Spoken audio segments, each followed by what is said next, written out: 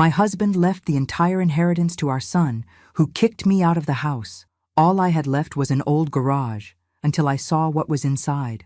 I never imagined the worst day of my life would become the catalyst for my rebirth. But let me start where it truly began, in that cold conference room at the law office, where fluorescent lights buzzed overhead and the air conditioning made me pull my cardigan tighter. I was 52 years old, recently widowed, and about to discover just how little I apparently meant to the man I'd spent 3 decades beside. The attorney cleared his throat, adjusting his reading glasses. My son sat across from me, his leg bouncing impatiently, checking his phone every few seconds. He'd barely looked at me since the funeral 3 weeks ago. "To my beloved son," the attorney began, and I watched my boy's face light up with anticipation. "I leave the penthouse apartment at Riverside Towers, the investment portfolio, the vintage car collection, and all associated monetary accounts." My son's grin widened.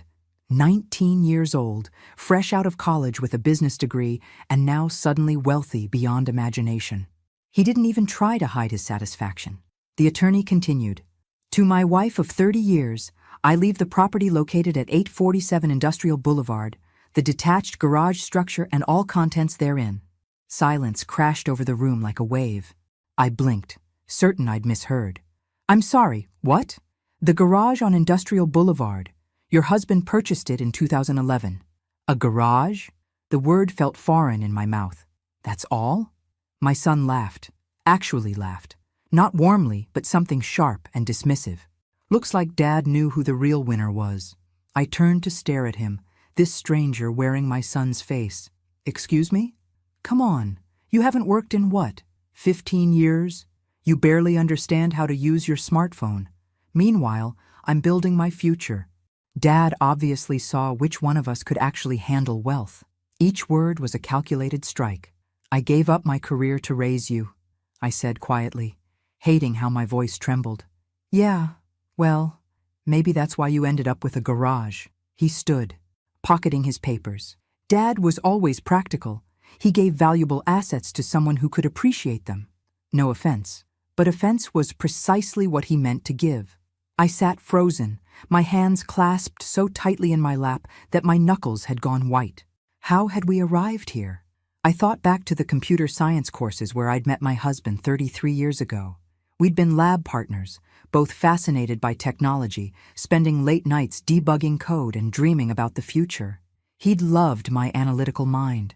"You see the invisible," he told me once. Then came marriage at 22, then pregnancy at 33, then the decision. His career was established, mine was climbing, and someone needed to be home. Just for a few years, we'd promised each other. But years stretched. School became middle school, became high school, and somehow my few years became 15. My programming skills grew rusty. The technology I'd once mastered evolved beyond recognition, and I found myself increasingly lost in conversations about frameworks that hadn't existed when I'd last worked. I became the woman who managed the household, who volunteered at school events, who supported her husband's long hours by ensuring he never worried about dinner or laundry. I became background music in my own life, and now, apparently, I'd become someone worth only a garage. "The keys, indeed, are in this envelope," the attorney said gently, sliding a manila packet toward me. My son was already at the door. "I'll need you out of the apartment by next week. I'm having it renovated. Fresh start, you know? Out, that's my home. Our home. It's my apartment now. Dad's will was clear." He turned, and the coldness in his eyes made me flinch. "Look, I'll give you 2 weeks. That's generous. But I can't have you living there while contractors are working." I left that office in a daze, clutching my envelope. 2 weeks to pack up 30 years of marriage. 2 weeks to figure out where to go, what to do, how to survive. The garage. I didn't even know where Industrial Boulevard was. Pulling out my phone, I typed in the address. 23 minutes away, in an older industrial area near the waterfront. I'd never heard my husband mention it. 15 years he'd owned this property, and he'd never said a word.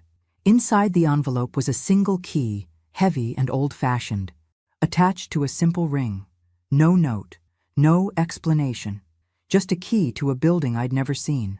As I pulled onto the street, heading toward Industrial Boulevard. I couldn't shake the feeling that I was driving away from one life and towards something else entirely. Something that would either break me completely or teach me who I'd been before I became someone easily dismissed and forgotten. The key was cold against my palm, and somewhere ahead, in a garage I'd inherited like a consolation prize, lay answers to questions I hadn't known to ask.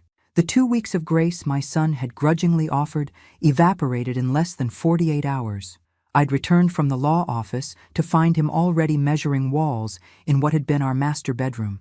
He had blueprints spread across the bed where my husband and I had shared 30 years of nights. The casual violation of it made my stomach turn. "You're still here?" He didn't look up from his tablet. "I thought you'd want to get started packing. You said 2 weeks. I set my purse down on the dresser. It's been less than a day." "Yeah, about that." He finally glanced up without a flicker of remorse. "The designer I hired can start immediately, this weekend, but she needs the place empty, completely empty, so you need to expedite your timeline." "Expedite my timeline," I repeated slowly. "Where exactly do you expect me to go?" He shrugged. "I don't know. A hotel? That garage Dad left you? You'll figure something out. You managed to figure out how to be a housewife for 15 years, so this should be easy." The cruelty was so casual it took my breath away. This was the child I'd rocked through nightmares, driven to soccer practice, helped with college applications. "I gave up my career for you," I said quietly. "You gave up because you couldn't hack it." He set the tablet down, giving me his full attention in a way that felt threatening. "Be honest. The tech world was moving too fast. You were falling behind even before you got pregnant. The whole sacrificing for family thing was just a convenient excuse." Each word was precisely calibrated to wound. And it worked. Because buried under the rage was a tiny, terrible voice that whispered, "What if he's right? Look at you," he continued. "You don't understand cryptocurrency, blockchain, or even how modern investment portfolios work. Dad tried explaining his projects for years, and you just smiled and nodded like he was speaking another language." I thought about those evenings when my husband would come home excited about some new development, and I'd listen while folding laundry. He'd use terms I didn't recognize, reference platforms I'd never heard of, and yes, I'd smiled and nodded because after managing a household all day, I didn't have energy to ask for translations. When had I stopped asking questions? When had I accepted my own irrelevance? "The garage is basically worthless," my son continued, pacing like a prosecutor. "You know what's in that neighborhood? Abandoned warehouses. Dad probably bought it as some weird nostalgia thing. You know how he was about old junk, convinced everything vintage would be worth something someday." He laughed. "Meanwhile, I've got a penthouse worth $3 million, an investment portfolio that's going to set me up for life, and Dad's car collection." He knew what real assets were. He gave them to someone who'd appreciate them. "And you think you appreciate them?" I asked, finding some fragment of spine. "You, who've never worked a real day in your life?" "I'm educated. I understand modern economics and digital finance. I'm not stuck in some outdated mindset."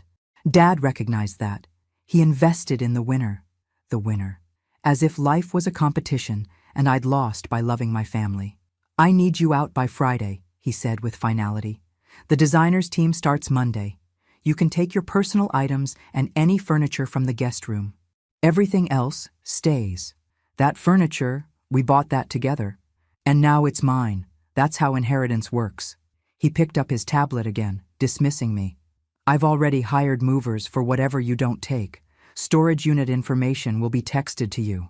"Friday," I repeated numbly. "Friday. Oh, and the building manager needs your keys by Friday afternoon. I've already notified them your access will be revoked as of 6 p.m. Revoked, like I was a security threat, rather than someone who'd lived here for a decade. I walked out without another word. In the kitchen, I made coffee with shaking hands. My laptop sat on the counter.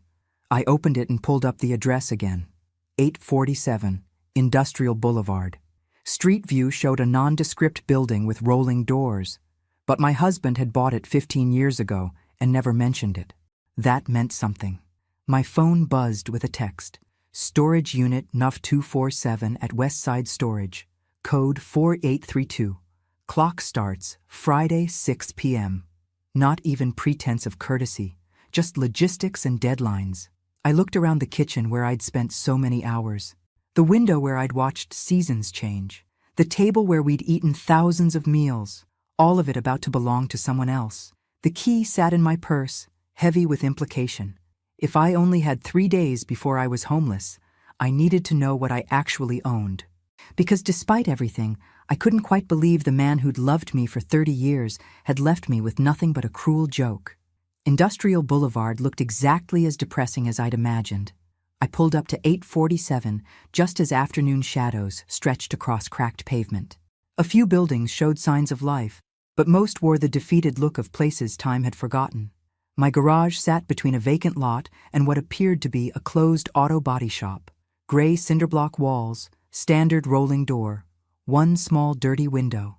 No signs except a faded 847 painted above the doorframe. This was my inheritance. I sat in my car for a long moment, key in hand. My phone showed 3:47 p.m. In 2 hours, my access to the apartment would be revoked. Everything I hadn't packed into my car would go into storage, where it would sit like evidence of a life that didn't matter anymore. The key was cold against my palm, heavy, old-fashioned in a way that seemed deliberately chosen. I got out. The air smelled like rain and rust and emptiness. The lock was newer than expected, good quality, recently installed. The key turned smoothly, well-oiled. The rolling door lifted with surprising ease. Inside was darkness and clean, circulated air. I found a switch. Fluorescent lights flickered to life, revealing a space that made no sense. The garage was empty. Completely empty except for a single wooden table in the exact center of the room, positioned with geometric precision. Not a workbench, not storage, just a simple table, about 3 feet square, standing alone in a space that could have held 2 cars. The floor was clean, not just swept, but actually clean, the concrete sealed and unblemished. The walls were painted neutral gray. In one corner sat a dehumidifier, plugged in and humming quietly. In another corner, I noticed what looked like air purifiers, also running. Someone had been maintaining this space. Someone had been protecting it from moisture, from deterioration, from time itself. And in the center of that pristine table sat a single metal box. I approached slowly, my footsteps echoing in the empty space. The box was industrial grade, the kind designed to withstand water, impact, maybe even fire. About the size of a large shoebox, made of brushed steel with reinforced corners. On top of the box, secured with clear tape, was an envelope with my name written in my husband's distinctive handwriting. My hands trembled as I lifted it. The paper was thick, expensive.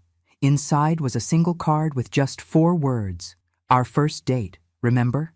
A combination lock secured the metal box. 6 digits. Our first date.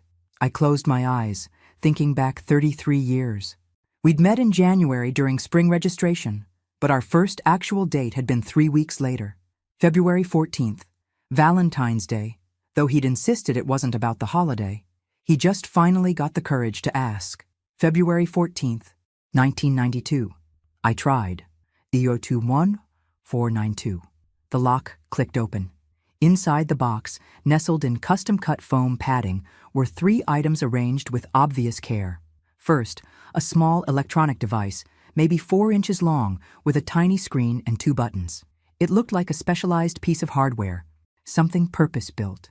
A USB port on one end, clean, protected, deliberately preserved.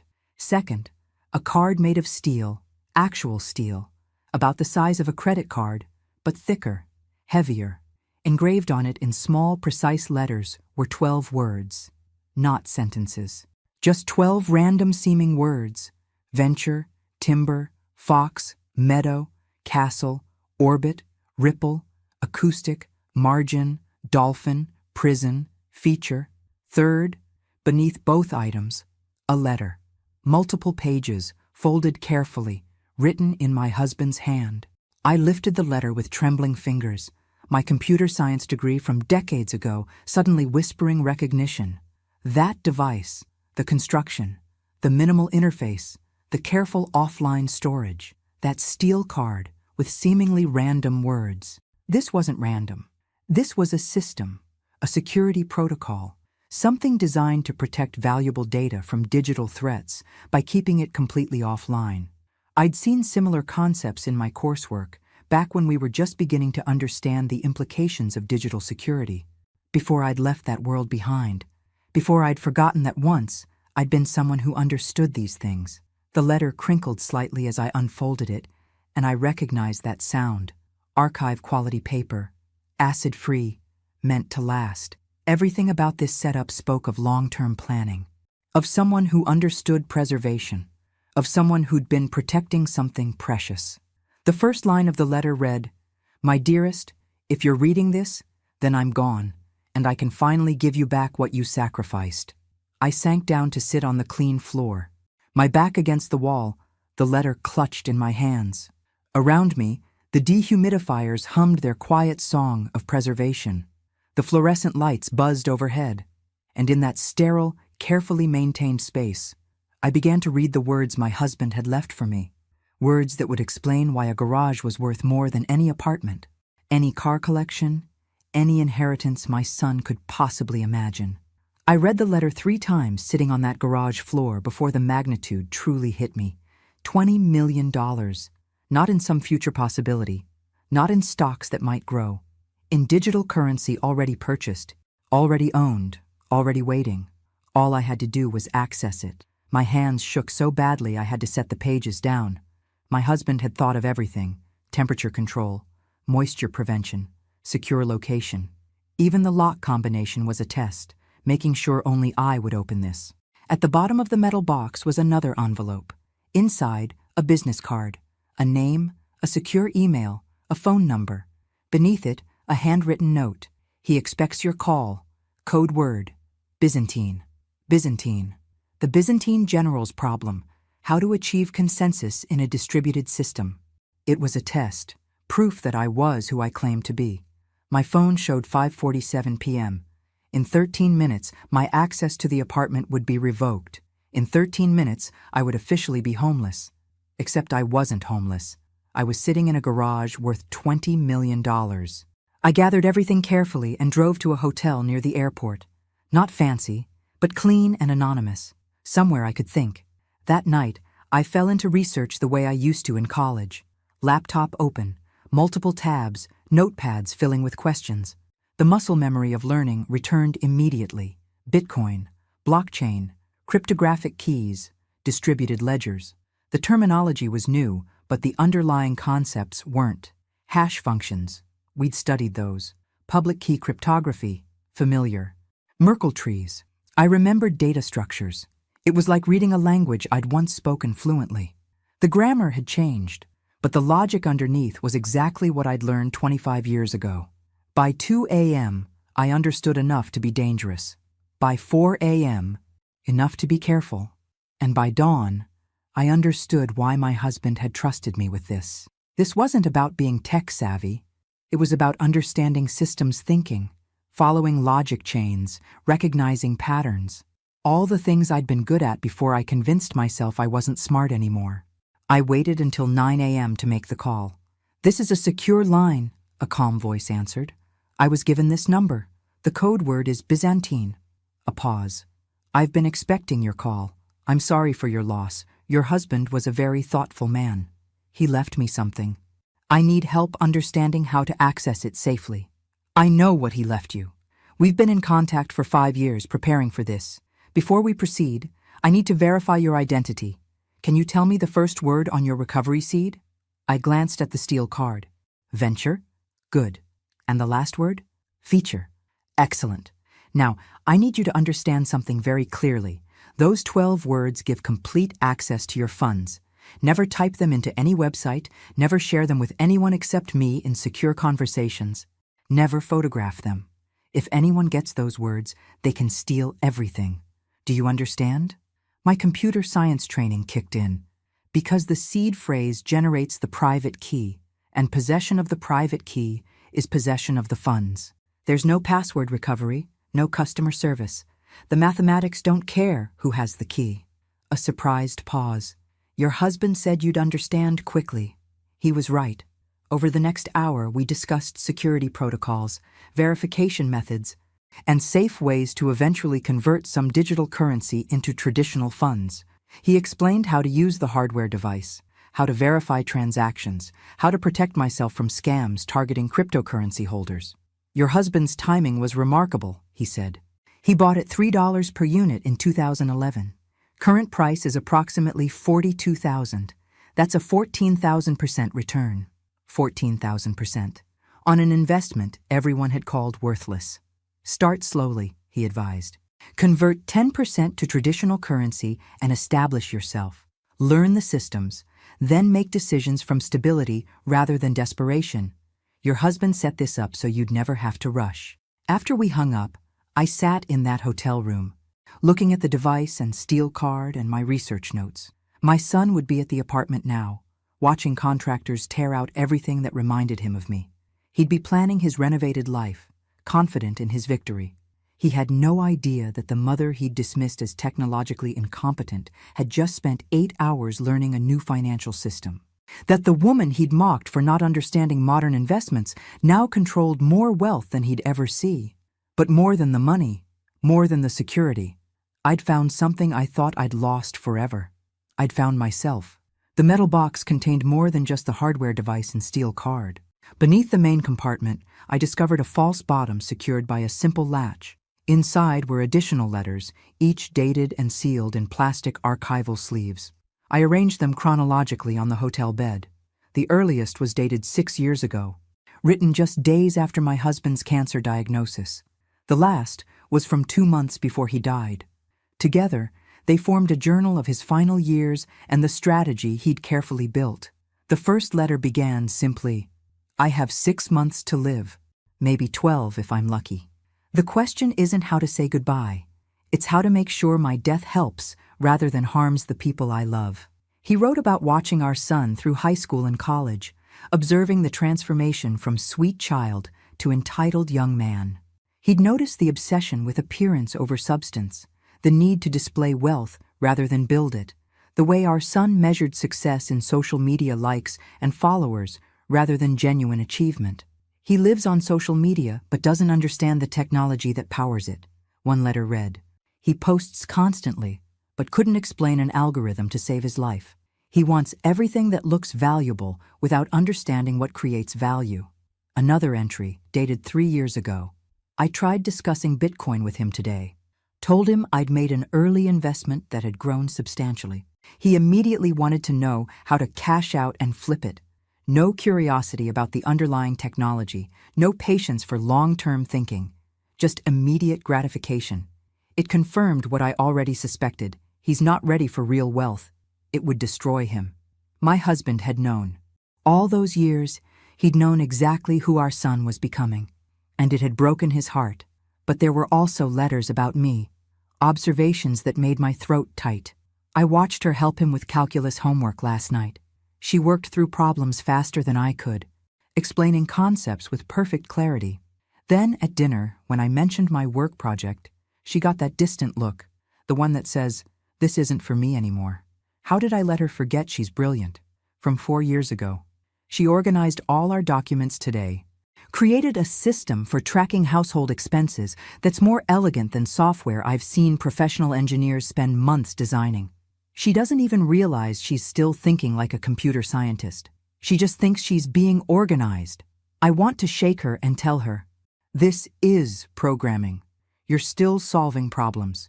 You just stopped calling it that." He'd seen me more clearly than I'd seen myself. The final letter, written 2 months before he died, explained his strategy with painful clarity.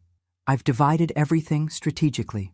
Our son gets what he values, the visible symbols of wealth, the penthouse he can show off on social media, the car collection he can photograph for his friends, the traditional investments he can brag about at parties, all things that require maintenance, responsibility, and maturity he doesn't yet possess.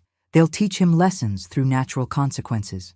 The apartment comes with high maintenance fees and property taxes he'll need to manage. The cars need expensive storage and insurance. The investments require patience and understanding of market cycles. I'm giving him exactly enough rope to either hang himself or learn to climb. Either way, he'll grow, or he'll fail on his own merits. But you, my love, You get the invisible wealth, the patient investment everyone dismissed as worthless, the technology you're smart enough to understand if you just remember you're capable of understanding it. I'm not rescuing you from our son's cruelty. I'm giving you the tools to rescue yourself. The Bitcoin isn't a gift or charity. It's a reminder. You sacrificed your career, but you never lost your mind. You stepped away from technology, but the way you think, systematically, logically, seeing patterns where others see chaos, that never changed. This inheritance is a test of character for both of you. Our son will show whether he can handle visible wealth responsibly. You'll show whether you can reclaim the identity you set aside. I believe in you. I've always believed in you, even when you stopped believing in yourself. I set the letter down with trembling hands. Outside the hotel window, the sun was setting over the city. Somewhere across town, my son was celebrating his inheritance, confident that he'd won, that his father had recognized his superiority and worth.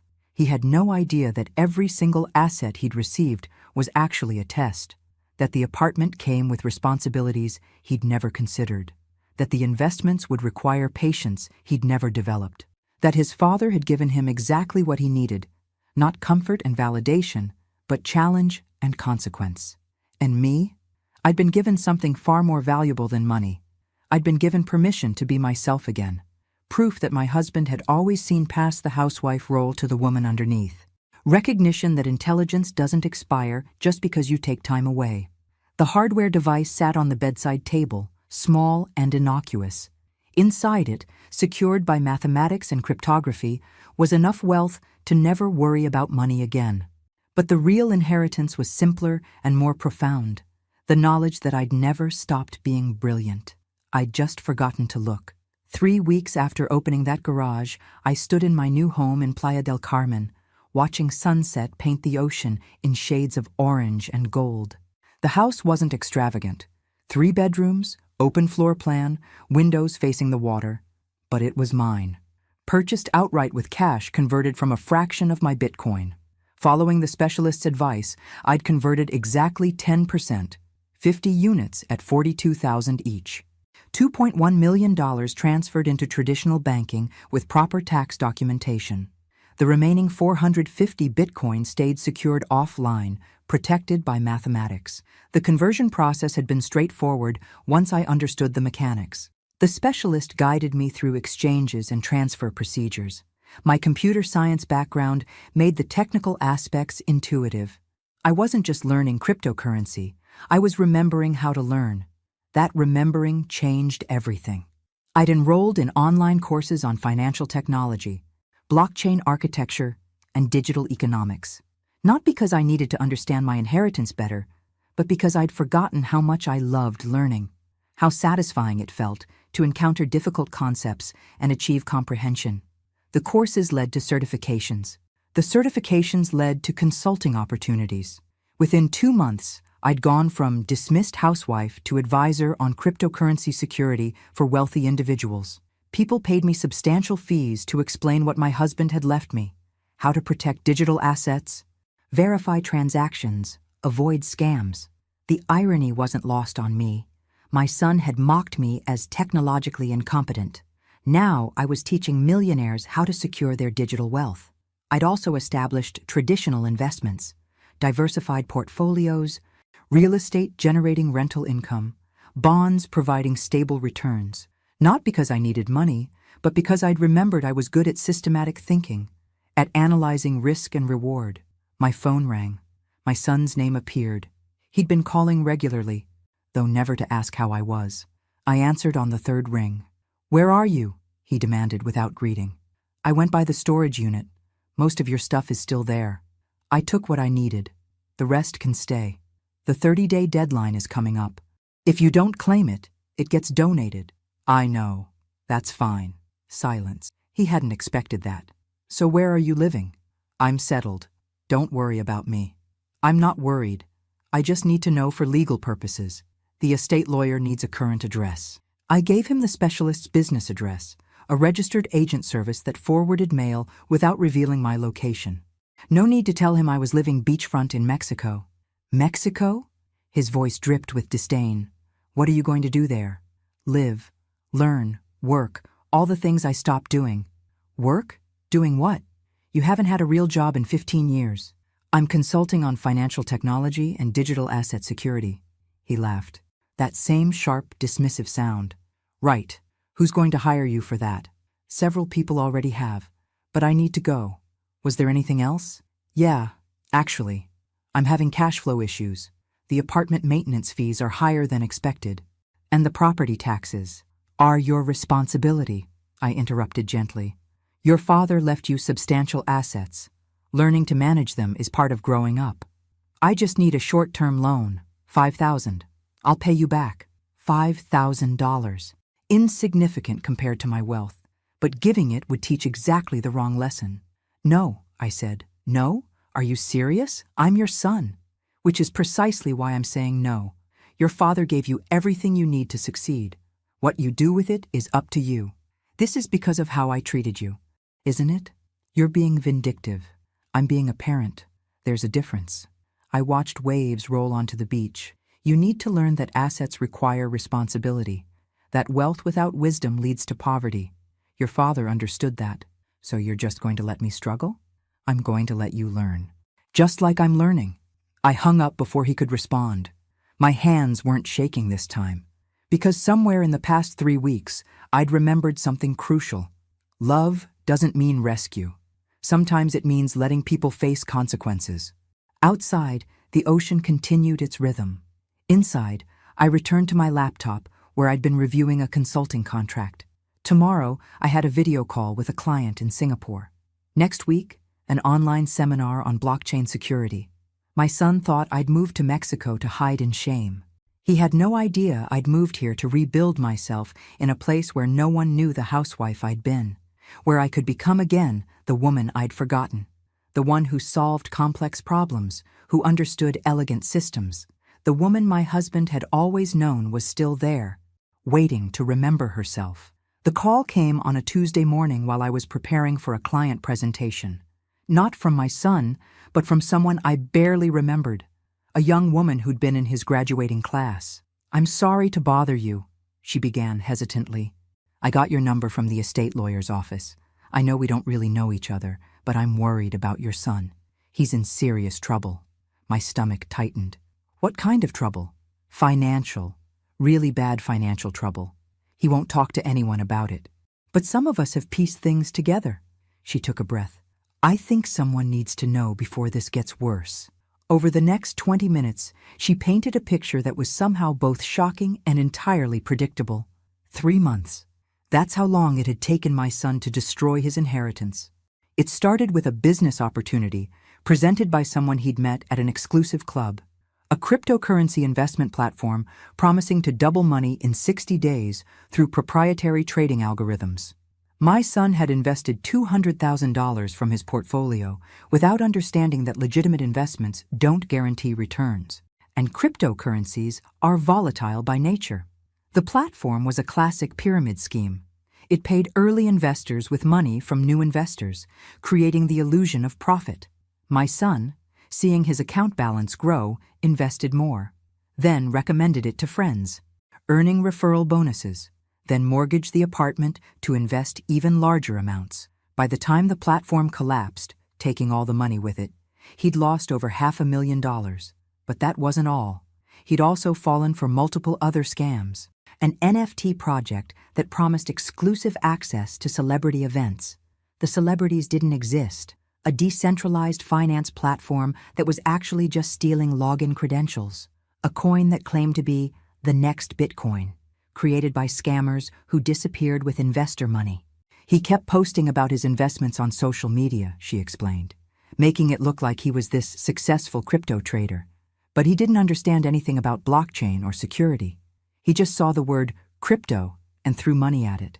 The irony was staggering. While my son was losing hundreds of thousands to cryptocurrency scams, I was sitting on legitimate Bitcoin worth over 20 million, teaching others how to avoid exactly the traps he'd fallen into. There's more, she continued quietly. He's been borrowing money. Not from banks. They won't lend to him anymore. From people who call themselves private investors, but who are really just loan sharks. The interest rates are insane, and now they're pressuring him for payment. How much does he owe? I don't know exactly. But I heard him on the phone last week. He sounded scared, really scared. After the call ended, I sat in my sun-filled living room, staring at the ocean without seeing it. Part of me wanted to feel vindicated. This was exactly what his father had predicted. The visible wealth given to someone without wisdom had evaporated like morning mist. But another part of me just felt sad. Sad that my son had learned nothing from watching his father's careful, patient approach to investing. Sad that he'd valued appearance over substance so much that he'd literally mortgaged his future for social media clout. Most of all, sad that the boy who'd once been sweet and curious had become a man who couldn't distinguish between legitimate opportunity and obvious fraud. My phone buzzed with a text from him. "We need to talk. It's urgent." I stared at the message for a long time. This was the moment his father had anticipated, the moment when consequence met reality, the test of whether my son could grow from failure or would simply look for someone else to blame. And it was also my moment of decision. I had the resources to rescue him completely. $2.1 million in liquid assets, over $18 million in Bitcoin that could be converted. I could pay off every debt, clear every obligation, restore him to financial stability. But would that help him? Or would it simply teach him that reckless decisions have no real consequences?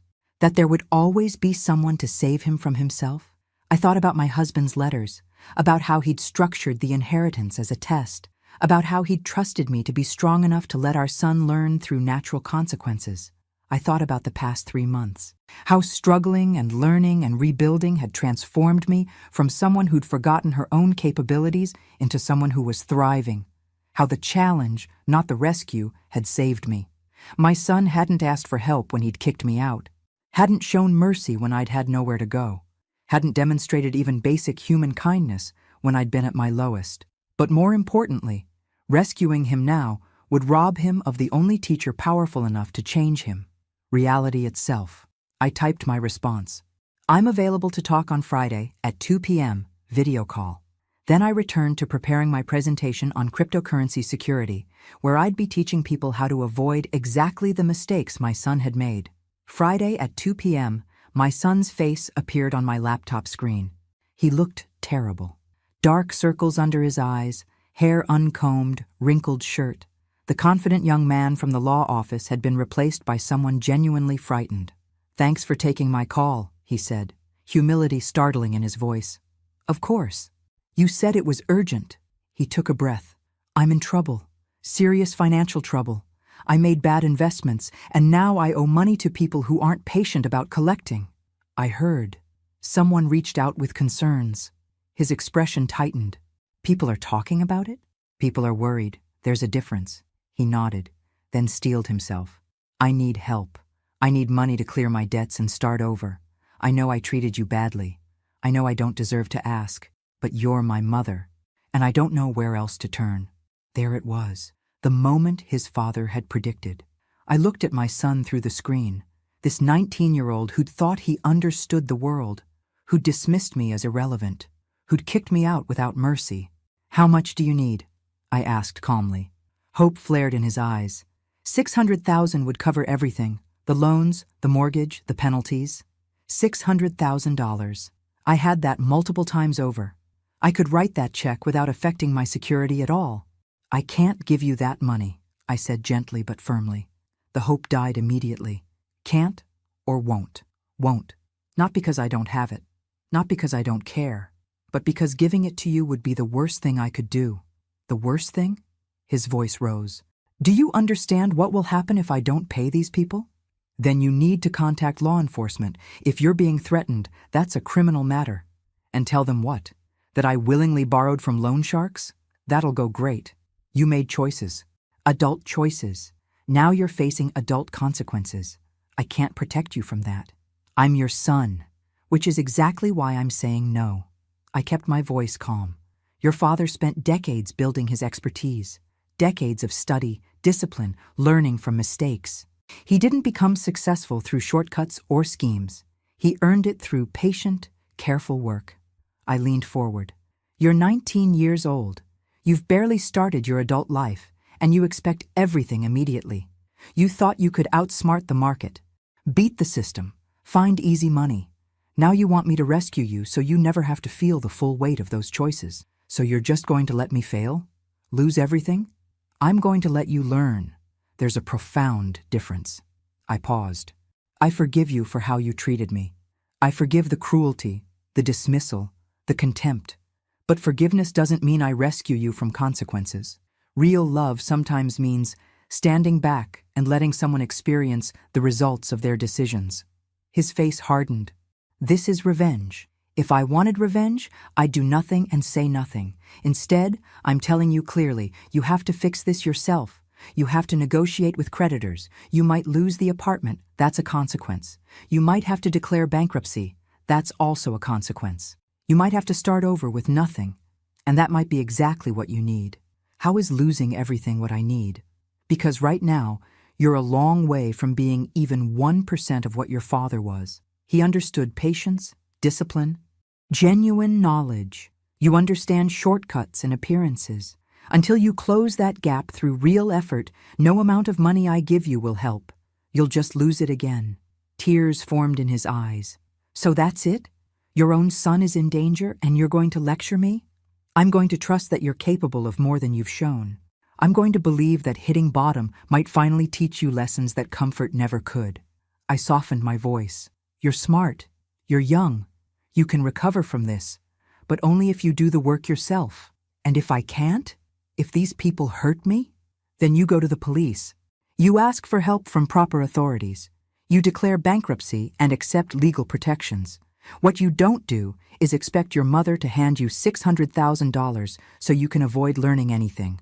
He stared at me, and I could see the war behind his eyes. Desperate hope, growing realization, anger, and underneath, maybe the faintest recognition that I might be right. I can't believe you're doing this, he said finally. I know, but someday, maybe you'll understand that this is the most loving thing I can do. Your father knew it 6 years ago. I'm learning it now. The call ended shortly after. No dramatic goodbye, just a quiet disconnect as my son processed a reality he'd never expected. I closed my laptop and sat in silence, looking out at the ocean. My hands were steady. My conscience was clear. And somewhere, I hoped, my husband was proud of both of us. The son facing necessary consequences, and the mother finally strong enough to allow it. 3 days after our video call, my son sent a long text message. Angry, desperate, full of accusations. I read it carefully, then crafted my response with precision. I understand you're angry. I understand you feel abandoned. But I need to be very clear about what happens from here. There will be no financial rescue. Not now, not if things get worse, not ever regarding these debts. This is your situation to resolve. I continued. You have options. Negotiate with creditors. Many will accept payment plans. Consult a bankruptcy attorney. There are legal protections for situations like this. Contact authorities if threatened with violence. These are adult solutions to adult problems. My phone rang immediately. I let it go to voicemail. He called again. The third time I answered. Did you read what I sent? His voice was strained. These people won't accept payment plans. Then you need legal help, not my money. A bankruptcy attorney can help you understand your options and protections under the law. Bankruptcy? Do you know what that will do to my credit? My future? Yes. It will damage your credit for years, make borrowing difficult, close certain doors. I paused. It will also teach you that financial decisions have real consequences, that debt isn't abstract, that shortcuts have costs. You want me to suffer. I want you to learn. Suffering is sometimes how learning happens. I kept my voice even. Your father gave you exactly enough rope to either hang yourself or learn to climb. Right now, you're choosing to hang yourself, but you could still choose to climb. How am I supposed to climb out of $600,000 in debt? The same way millions rebuild after financial disasters. You start over. You get a regular job, not prestigious, not impressive, but one that pays. You live modestly. You work through bankruptcy proceedings. You learn that wealth isn't given, it's built slowly. A regular job, like working retail, food service? If that's what's available, yes, Your father started as a junior programmer making barely above minimum wage. He worked his way up through decades of dedication. You want to skip those steps and jump straight to success. Life doesn't work that way. So, while you're living in Mexico, I'm supposed to work minimum wage? The bitterness was thick, but I caught something else underneath. The first hint he was beginning to understand the magnitude of his situation. I'm not living at your expense. I'm living the life your father's planning made possible. Just as you were given the same opportunity. The difference is that I took time to understand what I was given. You took it for granted. That's not fair. You got Bitcoin. I got things that required actual management. Exactly. Your father gave you assets requiring skill, patience, and responsibility to maintain. He tested whether you were ready. You weren't. Now you have the opportunity to become ready. Silence. Then, what if I can't do this? What if I fail completely? Then you fail, and then you get up and try again. That's what growth looks like. Not success handed to you, but lessons learned through genuine struggle. You really aren't going to help me at all? I'm helping you right now by refusing to rescue you. I'm helping by being honest about what you need to do. I'm helping by believing you're capable of more than you've shown. I took a breath. But I will not give you money. I will not interfere with natural consequences. I will not rob you of the opportunity to build real character by making things easy. This isn't help. This is abandonment. No, abandonment would be disappearing and never speaking to you again. This is love. Difficult love that trusts you enough to let you face the hardest teacher there is. Reality itself. Another long silence. I don't know if I can do this. You don't know because you've never had to. But humans are remarkably adaptable when they have no other choice. You'll surprise yourself. And if I mess this up too, then you'll have learned something valuable about what not to do next time. Either way, you'll grow. That's the point your father understood. And I'm finally learning. Sometimes the greatest gift we can give someone is the space to struggle and grow on their own. The call ended without resolution. There was no tidy conclusion, no moment where my son suddenly understood. Real life doesn't work that way. Understanding comes slowly, through experience rather than explanation. I sat on my terrace, watching the ocean, thinking about boundaries, about how love isn't the same as rescue, about how the most difficult thing a parent can do is watch their child struggle and refuse to intervene.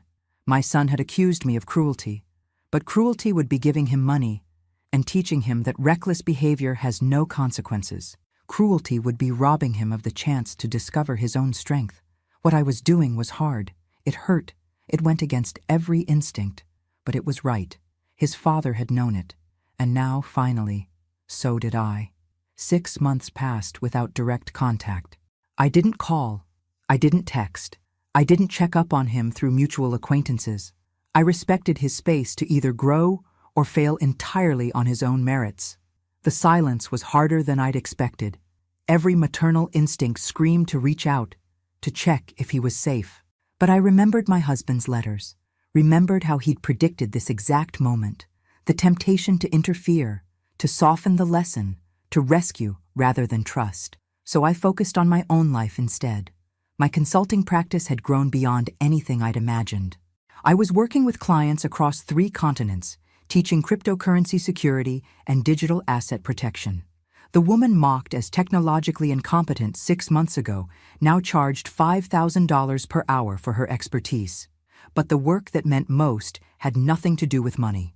I'd started mentoring women returning to technology careers after years away. Women who'd stepped back for family, for caregiving, for 100 valid reasons, and now felt obsolete. Women who'd forgotten they were brilliant. Every week, I met with 5 mentees via video calls.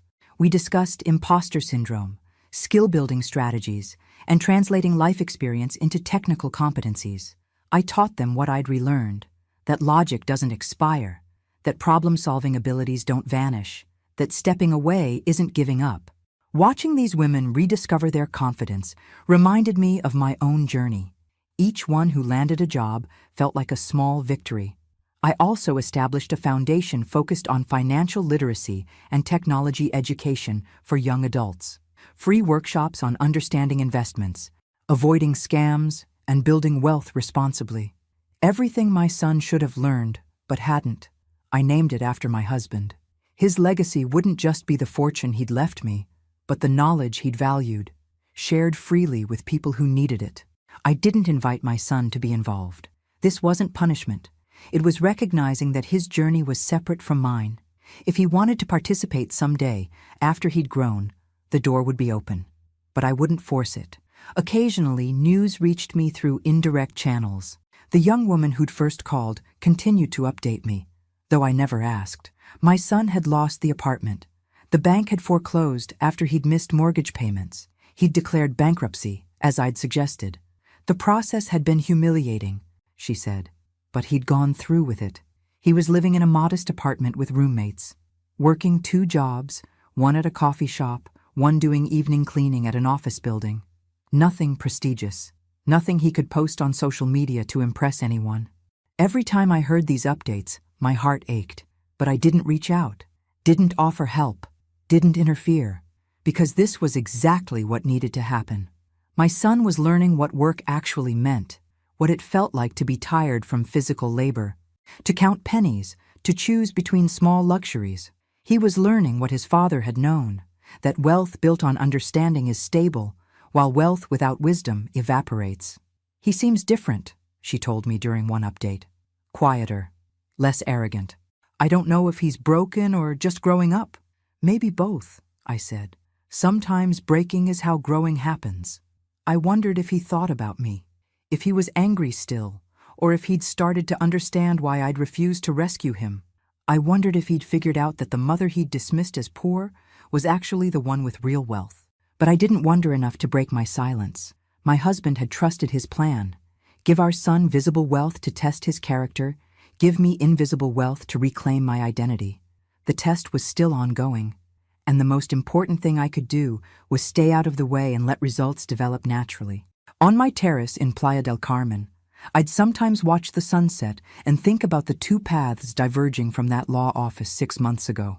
My son walking toward struggle and hopefully growth, me walking toward rediscovery and purpose. We'd both been given exactly what we needed. The foundation held its first workshop on a warm Tuesday.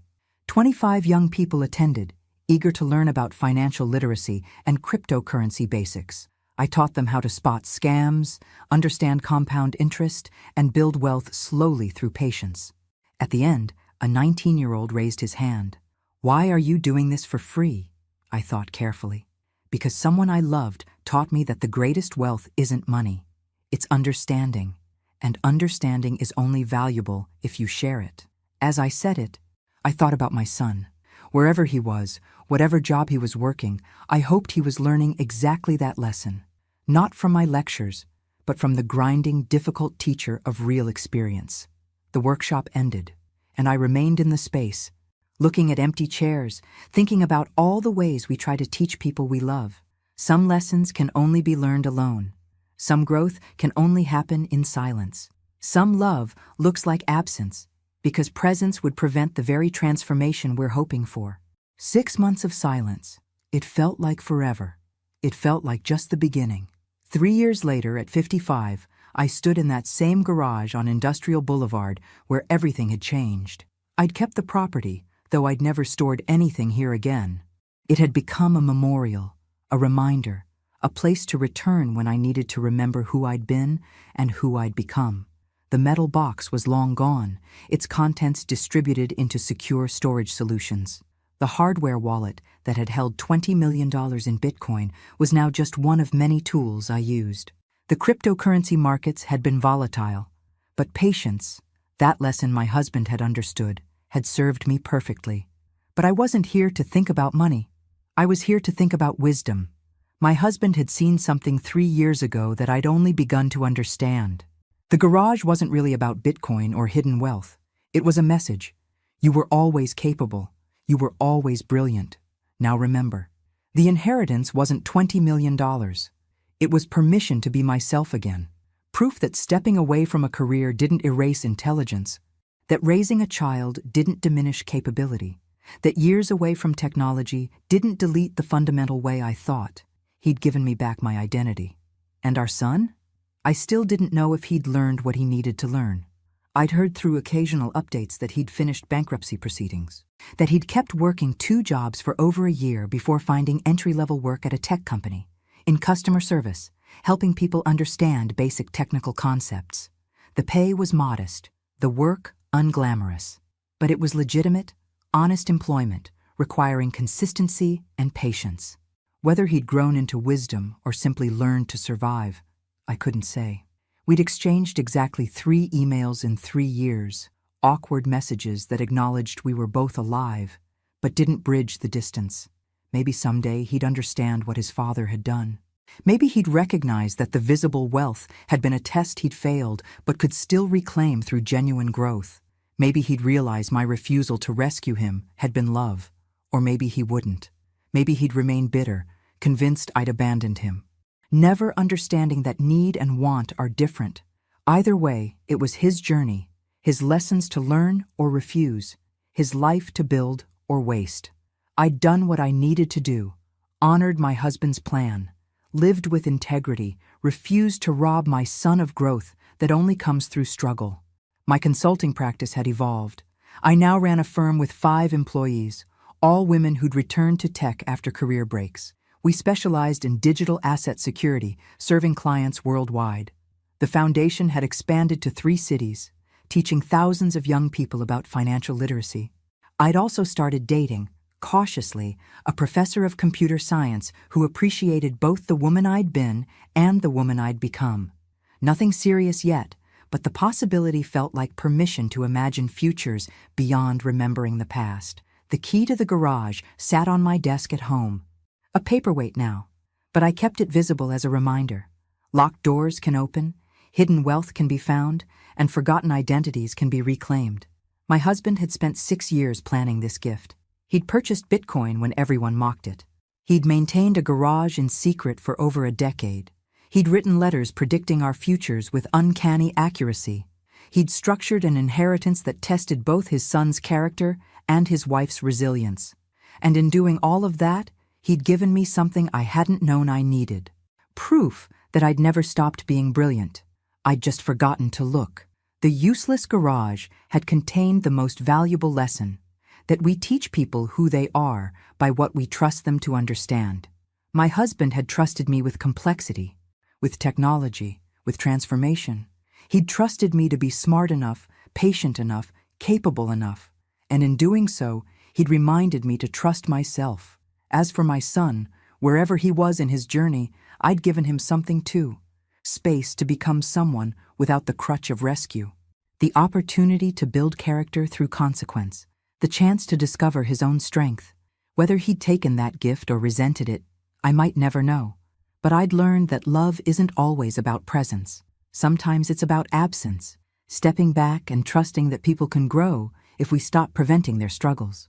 The garage was empty now, except for echoes, but standing here, I could still feel the weight of that first moment, the confusion, the hurt, the sense of being dismissed.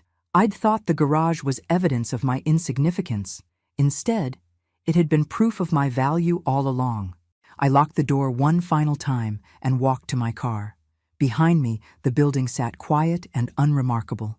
Just another structure holding no secrets, containing no fortune. But it had held something more important than Bitcoin or money or digital wealth. It had held the truth about who I'd always been, carefully preserved by a man who'd loved me enough to make me remember.